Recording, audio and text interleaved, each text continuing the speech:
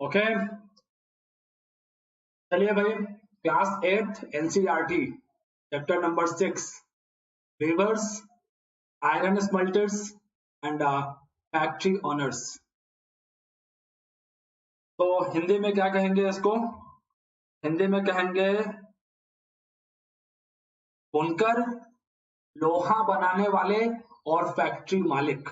बड़ा important chapter है ये, और क्लास 8 की एनसीईआरटी का मेरे हिसाब से सबसे मुश्किल चैप्टर, जहां पर ऐसे कई सारे खास टर्म हैं जो आपको कहीं पर दिखेंगे नहीं, ठीक है, और एग्जाम में आएंगे तो तबाही मचाएंगे जब। चलिए शुरू करते हैं हम लोग विदाउट एनी डिले, ठीक है। देखिए, अब है क्या चीज यहाँ पर कि इस चैप्टर में हम लोग इस बात को डील करेंगे कि किस तरीके से ब्रिटेन के अंदर में औद्योगिक क्रांति का स्टार्ट हुआ, ठीक है, और उसका भारत पर असर हुआ। किस तरीके से अंग्रेजों ने भारतीय अर्थव्यवस्था को बर्बाद किया है, पूरा इस मुद्दे पर हम चर्चा करेंगे इस चैप्टर के अंदर। Okay, this chapter tells the story of crafts and industries of India. Bharat के अंदर में जो बुनकर थे, ठीक है, जो दस्तकार थे, ठीक है, हम इन सब उद्योगों के बारे में बातचीत करेंगे। और खास तौर पर जो है इसका एक आधार रहेगा आयरन एंड स्टील, लोहा और इस्पात उद्योग। 1850 के इर्द गिर्द जब ब्रिटेन के अंदर में इंडस्ट्रियल रिवॉल्यूशन स्टार्ट हुई, आयरन और स्टील इंडस्ट्री ब्रिटेन में बढ़ी, तो ब्रिटेन को दुनिया का कारखाना कहा जाने लगा, वर्कशॉप ऑफ द वर्ल्ड कहा जाने लगा। अच्छा, अब जब ब्रिटेन के अंदर में इंडस्ट्रियलाइजेशन बढ़ेगा, जरा आप लोग ध्यान देना इन सब बातों पर, जब ब्रिटेन के अंदर में औद्योगिकरण बढ़ेगा तो बहुत जाहिर सी बात है कि भाई प्रोडक्शन अगर बढ़ रहा है तो इसको बेचने के लिए मार्केट भी तो चाहिए, और ऐसे में अंग्रेज भारत को एक मार्केट के रूप में डेवलप करना शुरू करेंगे। और भारत मार्केट तब बनेगा जब भारत के इंटरनल मार्केट को बर्बाद किया जाएगा। हम लोग शुरुआत करते हैं सबसे पहले कपड़ा उद्योग से, इंडियन टेक्सटाइल से, क्योंकि इंडियन टेक्सटाइल एक ऐसी चीज थी जो कि पूरी दुनिया में अपनी साख रखती थी। सबसे पहले हम एक ग्लोरियस पास्ट देखेंगे इंडियन टेक्सटाइल का, और फिर देखेंगे अंग्रेजों ने बर्बाद कैसे किया। देखिए, around 1750 before the British conquest, before the British conquered Bengal, India was by far the world's largest producer of cotton textiles. Bharat दुनिया के अंदर में कपड़े के उत्पादन में जो लोग जुड़े हुए रहे दुनिया के अंदर में, उन सबसे मीलों दूर था जब अंग्रेजों ने भारत पर, बंगाल पर कब्जा किया है, उसके पहले की स्थिति। अच्छा भाई, भारत के कपड़े क्यों पॉपुलर थे? अपनी फाइन क्वालिटी के लिए, अपने क्राफ्ट्समैनशिप के लिए। क्राफ्ट्समैनशिप क्या होती है?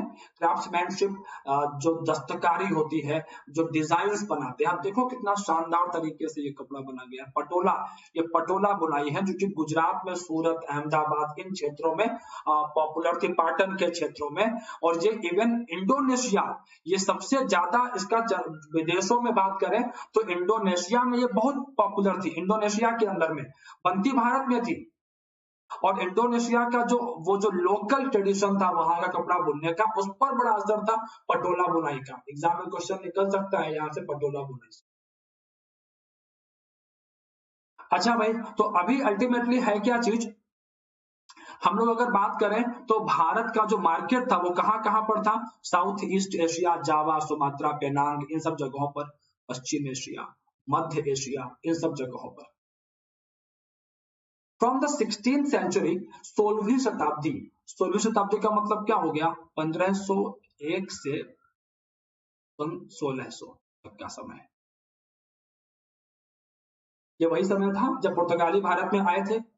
तो मसाले तो भारत के पॉपुलर थे ही, कपड़ों का मार्केट भी यूरोप के अंदर में बहुत बड़ा विकसित हुआ। यूरोप के अंदर में जो राजे रजवाड़े थे वो भारतीय कपड़ों को पहनना पसंद करते थे, भारतीय वस्त्रों को।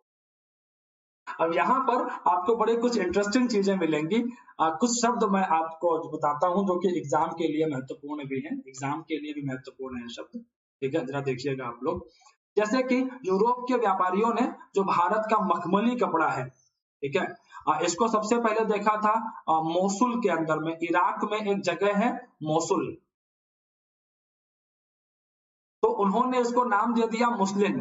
तो मुस्लिम नाम कहां से निकला है? इराक के मोसुल से। कपड़ा भारत का था, देखा था यूरोपियन लोगों ने इराक के मोसुल में, तो मोसुल से मुस्लिम कर दिया उसका नाम। जैसे केरल के अंदर में कैलीकट है, कैलीकट के अंदर में जो फाइन क्वालिटी जो क्लॉथ्स होते थे उनको यूरोपियंस ने क्या नाम दिया? कैलिको। कैलिको वर्ड कहां से निकला है? कैलीकट से निकला है। अच्छा भाई, तो थोड़ा सा हम लोग यहां से और आगे बढ़ते हैं, और यहां से जो है कुछ वैरायटीज के नाम मैं आपको बता रहा हूं जो कि एग्जाम के लिए महत्वपूर्ण रहेंगी। इन वर्ड्स को जरा आप लोग विशेष रूप से देख लेना। जैसे कि जो प्रिंटेड कॉटन क्लॉथ्स हैं उनके कई सारे लोकल नेम्स है प्रिंटेड कॉटन क्लॉथ्स के। जैसे इनको स्ट्रिंज कहते हैं, आप हिंदी में इनको छींट, छींट के कपड़े कहते हैं। कोसा या खस्सा, बंदाना, अरे बंधानी साड़ियां नहीं होती हैं, बंधानी कपड़े राजस्थान वाले, ये बंडाना, बंडाना, ये सब छापे वाले प्रिंटेड कॉटन क्लॉथ्स हैं, इनके लोकल नेम्स हैं अलग अलग क्षेत्रों के। कोसा छत्तीसगढ़ में चलता है, कोसा सिल्क ही होता है, कॉटन क्लॉथ ही होता है, बस वैरायटी का फर्क होता है। बंधानी साड़ियां जो है, बंधानी जो स्टाइल है वो राजस्थान की तरफ चलती है। अच्छा, यहाँ पर साथ में देखो जामदानी। अब जामदानी क्या, बहुत इंपॉर्टेंट पैराग्राफ है ये, बहुत इंपॉर्टेंट है लाइन ये। जामदानी जो है ग्रे कलर का या व्हाइट कलर का कपड़ा हुआ करता था, जिसके ऊपर डिजाइन्स बनाए जाते थे कॉटन के धागे से या फिर गोल्ड के धागे से, सोने के धागों से, गोल्ड थ्रेड। भारत में इसके बड़े केंद्र कहाँ थे? ढाका और बंगाल के अंदर में, सॉरी ढाका और लखनऊ के अंदर में। अच्छा भाई, चलिए थोड़ा सा और आगे, इनको ये सब ध्यान में रखने पड़ेंगे, तुमको बता के चल रहा हूं मैं आपको। ये छींट के कपड़े का एक एग्जांपल है। छींट के कपड़े आंध्र प्रदेश का मासुलीपट्टनम का क्षेत्र बहुत पॉपुलर था इसके लिए, ठीक है। ये बंधाना, ये जो बंधाना स्टाइल है उसका एक एग्जांपल है। बंधाना में होता क्या था ना, कपड़ों को बांध करके, बंधाना तो नाम ही पकड़ो ना, बंधाना बांध दिया कपड़े को और फिर उसको डाई करते थे उसका। तो ये जहां से बांधा है, तो ये जो है, या जो है ये हल्का सा ये दिख रहा होगा आपको, सिमिट्री आप देखिए, इधर इधर इधर इधर सिमिट्री। और फिर इसके लिए जो है स्टिचिंग कर दी जाती थी इसके सोने के धागों से या अन्य धागों से। अच्छा भाई, थोड़ा सा और आगे चलते हैं। तो जामदानी की बात कर दी मैंने, पटोला, पटोला ही नाम था ना, चेक कर लो एक बारी भाई। पटोला, बिल्कुल पटोला की बात कर दी मैंने आप लोगों से, ठीक है। मैंने बंधाना की बात कर दी, मैंने छींट की बात कर दी आपसे, मैंने कोसा की बात कर दी आपसे, ठीक है। तो अब Indian textiles in European market, ये मैंने आपको पहले बता दिया था कि किस तरीके से भारत की वस्तुएं ब्रिटेन के अंदर पॉपुलर हो रही थी। अब हुआ ये कि जब ब्रिटेन के अंदर में धीरे धीरे सिल्क का, जो सिल्क मेकर्स आए ब्रिटेन के अंदर में, जब ब्रिटेन के अंदर में कपड़ा मार्केट आगे बढ़ा, तो ब्रिटेन के अंदर में जो नए नए उद्योग खुले उनको हो गई टेंशन। वो टेंशन इस बात को लेके हो गई कि भारत की वस्तुएं इतनी पॉपुलर थी कि जो ब्रिटेन के अंदर में जो लोकल बंदा बना रहा था वस्तुएं बिक ही नहीं रही है वो। तो ब्रिटेन के अंदर में एक एक्ट आया which is known as calico act. अब देखो, कैलिको कपड़े का नाम है कैलिकट वाला, कैलिको एक्ट, कि भारत के कपड़े ब्रिटेन में नहीं बिकेंगे। भारत से जो कपड़े ब्रिटेन में जाते थे उनके ऊपर खूब टैक्स लगाए गए ताकि वो और महंगे हो जाए। इसके अलावा ब्रिटेन के अंदर में एक काम और हुआ। क्या किया उन्होंने? उन्होंने एक काम ये किया, वहां पर आविष्कार, औद्योगिक आविष्कार हुए, साइंटिफिक इन्वेंशन हुए। जैसे कि स्पिनिंग जेनी। स्पिनिंग जेनी क्या होता है? जो बुनकर होते हैं ना, धागा बुनने के तकलियां इस्तेमाल। स्पिनिंग जेनी में क्या था? पहिए से कनेक्ट करके कई सारी तकलियां जोड़ दी गई, व्हील्स जो है जोड़ दिए गए। तो अब उससे जो क्या होगा कि जो धागा बुनने का जो एक काम एक बंदा एक मशीन पर करता था, अब एक बंदा कई मशीन पर धागा बुन सकता था। तो इससे देखो, कपड़े बुनने में, कपड़े बनाने में सबसे पहला जो प्रोसेस होता है वो होता है धागा बुनना। पहले धागा आएगा, फिर बुनकर आएंगे जो कपड़ा तैयार करेंगे। तो इसमें क्या हुआ, धागा बनाने का जो इनका रफ्तार है वो रफ्तार क्या हो गया, बढ़ गया, स्पिनिंग जेनी के आने की वजह से। इसकी खोज किसने की, जॉन के ने। इसके अलावा आर्कराइट आया जिसने स्टीम इंजन की खोज कर दी।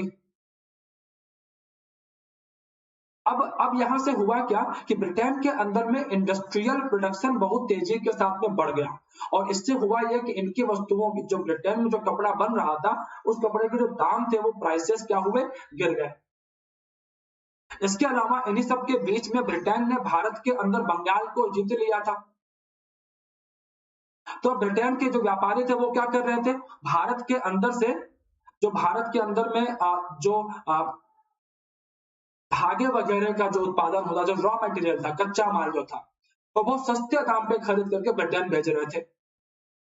तो भारत के व्यापारियों की जो वस्तुएं हैं, एक तो ब्रिटेन में वो बिक नहीं रही क्योंकि टैक्स अधिक लगा रहे हैं ब्रिटेन के लोग। ऊपर से भारत की मार्केट का कच्चा माल गायब कर दे रहे हैं। कच्चा माल उठा के सारा कहाँ भेज दे रहे हैं, ब्रिटेन भेज दे रहे हैं। तो भारत के अंदर में जो व्यापारी थे, अब उनके पास में रॉ मटेरियल नहीं है, टफ कंपटीशन हो गया है, तो कब तक सर्वाइव। भारत के अंदर में कपड़ा उद्योग बर्बाद होना शुरू हो गया पूरी तरीके से। आप देखिए कि भारत में सबसे बड़ा जो कपड़ा उद्योग का केंद्र था दैट वाज बंगाल। और बंगाल को जब जीता है प्लासी के बाद अंग्रेजों ने, तो बंगाल को बर्बाद किया है। ठीक है भाई, ओके। ये जामदानी की बात मैंने अभी आपसे करी थी, मलमल की बात मैंने अभी आपसे करी थी। अच्छा भाई, थोड़ा सा यहां से हम लोग और आगे चलते हैं। वीवर्स कौन थे, तो मैंने अभी बताया कि जो धागा जो बुनते थे वो वीवर्स कहलाते थे, बुनकर कहलाते थे। इनके अलग अलग क्षेत्रों में अलग अलग नाम थे, जैसे कि बंगाल में इनको तांती कहते थे, ठीक है। यूपी में इनको, नॉर्थ इंडिया में जुलाहा या मोमिन कहते थे, साले कहते थे इनको, या काई कोलर कहते थे इनको, या देवांग कहते थे साउथ इंडिया के अंदर में। साउथ इंडिया में क्या कहते थे, साले या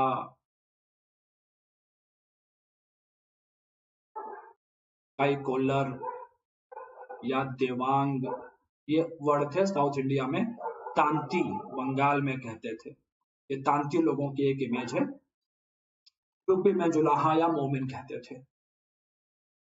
मैं तकली की बातें बता रहा था, ये तकली थी। तो इसको अभी देखो एक बंदा यहाँ चला रहा है, लेकिन स्पिनिंग जेनी के आने की वजह से क्या हुआ कि इनको मशीन से जोड़ दिया गया और पहिया घुमा करके, और पहिया घुमाने के लिए क्या करते थे, स्टीम इंजन का इस्तेमाल करते थे। तो अब इस तरीके से मशीनें आ गई, तो ब्रिटेन में मशीनों से कपड़े की बुनाई हो रही थी, तो प्रोसेस फास्ट हो जाएगा। अब इसके अलावा जब धागा तैयार हो जाता था, कपड़ा तैयार हो जाता था, तो फिर कपड़े की रंगाई करने के लिए चिप्पीघर आते थे। चिप्पीघर जो होते थे, ये प्रिंटर्स, ब्लॉक प्रिंटर्स हुआ करते थे, चिप्पीघर।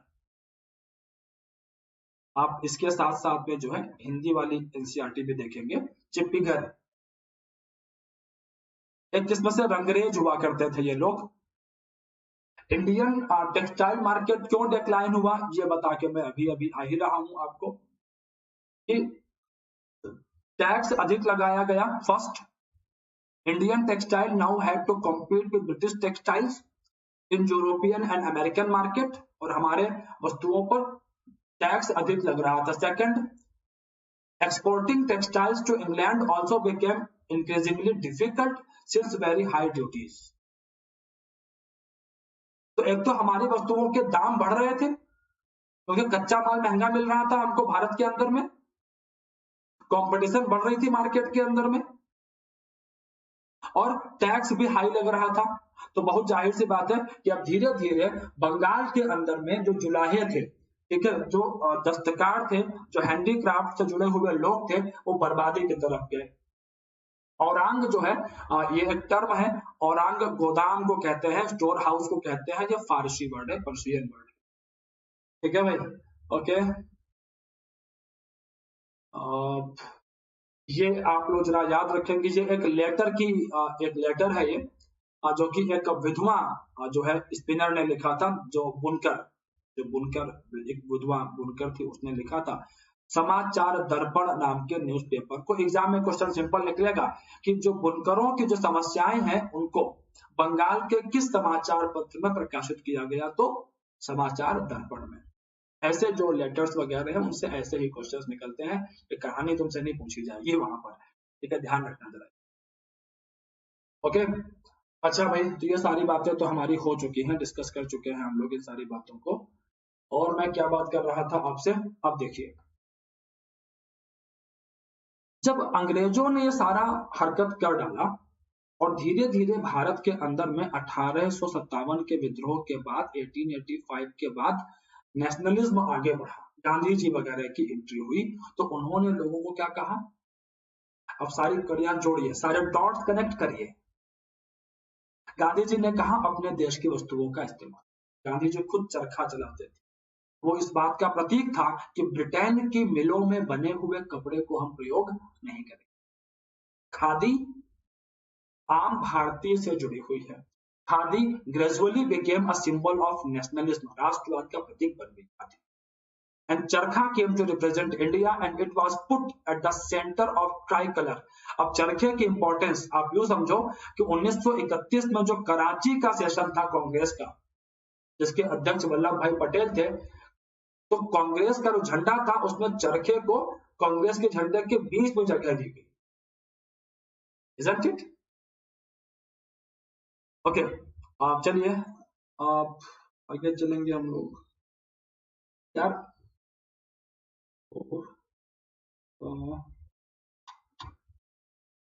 चलो खैर, क्लास आगे बढ़ाते हैं। There was a call from the office, okay छोड़ो।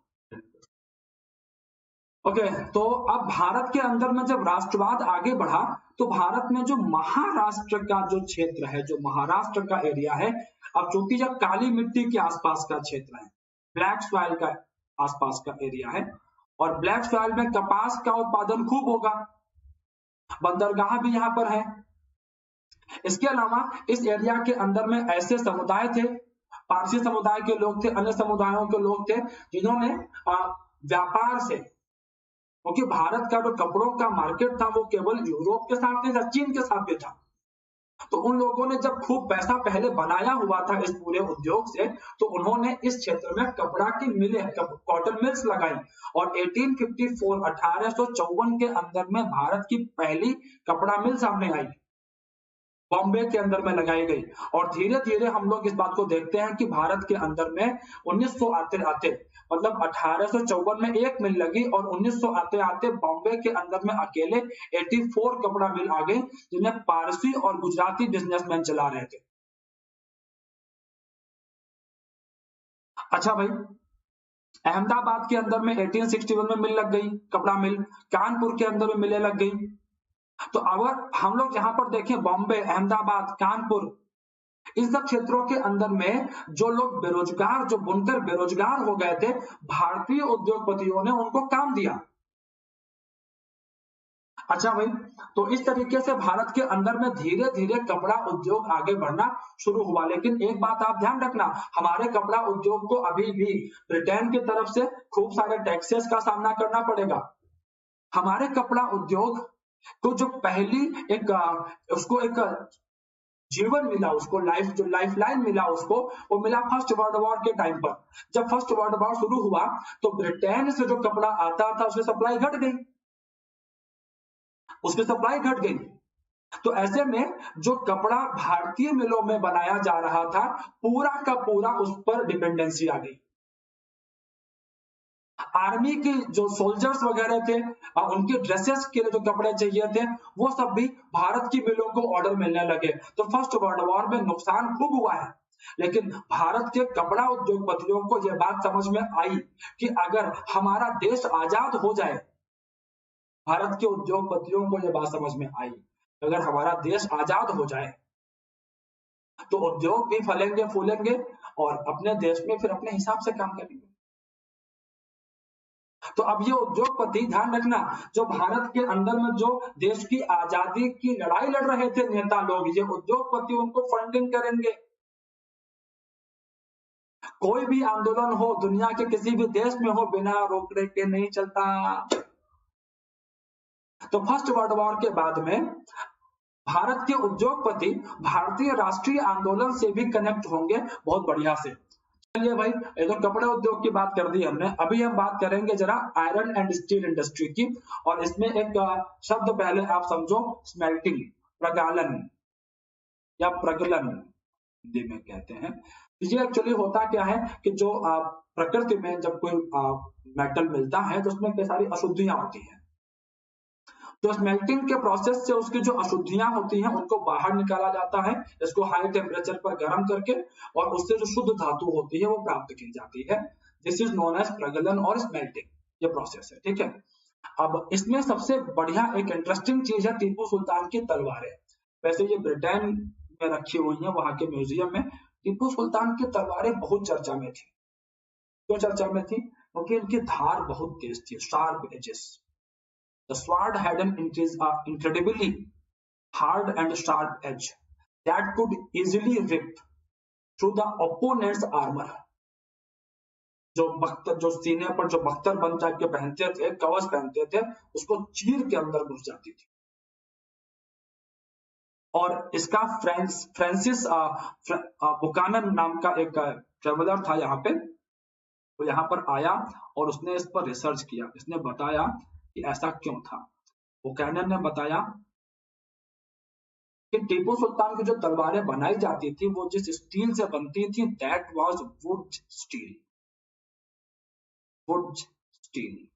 और इसको बनाने की कला साउथ इंडिया के लोग ही जानते थे, कि जो इसमें आयरन ओर होता था उसको पहले कोयला, कोक मिला करके जो मिट्टी के बर्तन होते थे उसमें रखते थे, फिर उसको गर्म करते थे, अशुद्धियां निकालते थे इससे, और फिर वो लोहा प्राप्त करते थे। इस लोहे में कार्बन पार्टिकल्स काफी होते थे, बिकॉज ऑफ दैट ये हल्की होती थी और धारदार होती थी। आप ये समझ लो, ये पूरा प्रोसेस यहाँ लिखा हुआ है, क्ले पॉट्स वगैरह सब लिखा हुआ है, ये पूरा यहाँ पे लिखा हुआ है मामला। अच्छा, आप ये समझ लो कि ये इतनी पॉपुलर थी कि यहाँ पर एक नाम लिखा होगा, माइकल फेराडे, जिन्होंने खोज की थी बिजली की, इलेक्ट्रोमैग्नेटिज्म की। उन्होंने भी इसके ऊपर 4 साल अध्ययन किया, 1818 से 1800, वुड स्टील के ऊपर। और जो वुड वर्ड है ये हमारा लोकल नाम ही है, कोई इंग्लिश का वर्ड नहीं है। कन्नड़ में उक्कू, तेलुगु में हुक्कू, तमिल मलयालम में उरक्कू, ये ऐसे ही है, उक्कू, उक्कू, उरक्कू, ठीक है। ये स्टील के लिए लोकल वर्ड है, उसी से निकला वर्ड है वुड। अच्छा, तो मतलब हमारे यहाँ पर एक रिच ट्रेडिशन तो था स्टील के लिए, लेकिन अब जब राजे रजवाड़े खत्म हो रहे थे तो बहुत जाहिर सी बात है कि जो तलवारें बनाने वाले लोग हैं उनका भी क्या होगा, उनके धंधे खत्म हो गए, उनके धंधे खत्म हो गए। अच्छा भाई, तो अभी यहाँ पर है क्या चीज, ये धौकनी होती थी, इनको हम लोग धौकनी कहते थे, जो मुझे वर्ड याद आ रहा है, ठीक है। मतलब जब भट्टी जलती थी तो उसमें हवा करने का जो काम होता तो महिलाएं करती थी यहाँ पे। The smelting was done by men while women work the bellows, ठीक है, pumping air that kept the charcoal burning. अच्छा, भारत के अंदर में आयरन एंड स्टील इंडस्ट्री जो है, ठीक है, ये पलामू की एक इमेज है, पलामू के आयरन स्मेल्टर्स हैं बिहार के अंदर में, ठीक है भाई। अच्छा, so I was telling you about Bharat के अंदर में किस तरीके से जो है डेवलपमेंट हुआ आयरन एंड स्टील इंडस्ट्री का।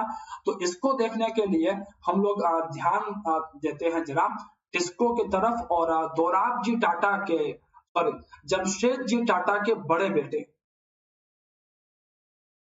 दोराबजी टाटा 1904 के अराउंड एक अमेरिकन जियोलॉजिस्ट थे मिस्टर वेल्ड, इनके साथ में मिलकर के इन्होंने बहुत सारे एरियाज खंगाले।